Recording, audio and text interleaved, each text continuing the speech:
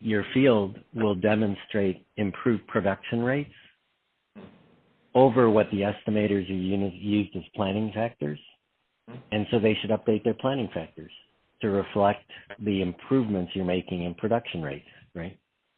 And that continuous loop has to always be running so estimates get increasingly accurate and your field gets increasingly productive, right?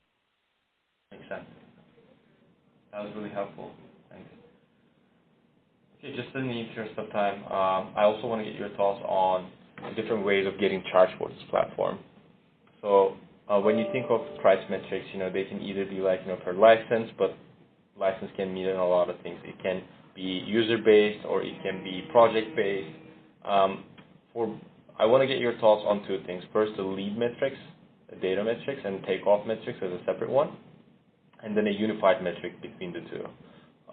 When you think of lead metrics, right, typically companies charge per user, per license, or an alternative way of getting charged would be the number of bids that you place on the platform, or number of projects that you win, or number of projects available in the network, or number of general contractors available in the network. Which one of these do you think scales with the value that you get from the platform?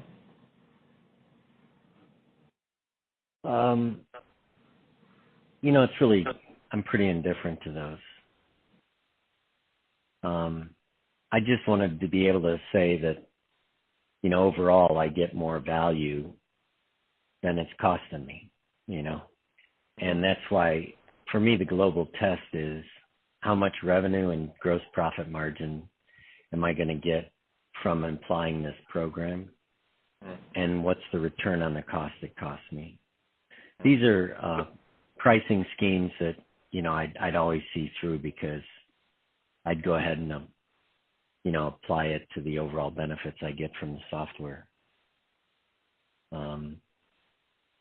I wouldn't buy on any of these criteria per se, Yeah, but I'd rework the numbers. Like I'd say, if it's based on the number of users, I'd figure out how to have fewer users and make sure I'm getting all the benefits of the program, But would you prefer getting charged per user then? Because what you're saying Yeah, is overall, I guess the easiest one for me is just be paid by number of users.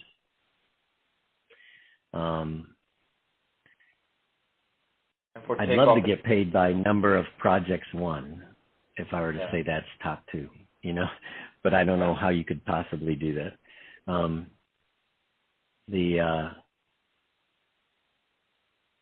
Same thing for takeoff estimation metrics. I'd say number of users first. What about a combination of users and viewers? Because not everybody's using the solution to perform takeoff. Yeah.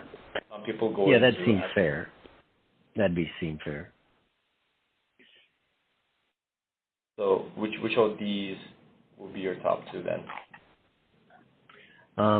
Users and viewers. Or I'm sorry, users and viewers, and takeoff projects executed. And why do you think that was like a good one? Is that a fair metric in your mind? Yeah, it's a function of how often I'm using the software. Yeah, makes sense. And so I'll mark them as worst two. Not worst two, but not necessarily. But are there any that you particularly think is not really good? Any of these metrics that we should be avoiding? Number of GCs available in the network. Mm-hmm.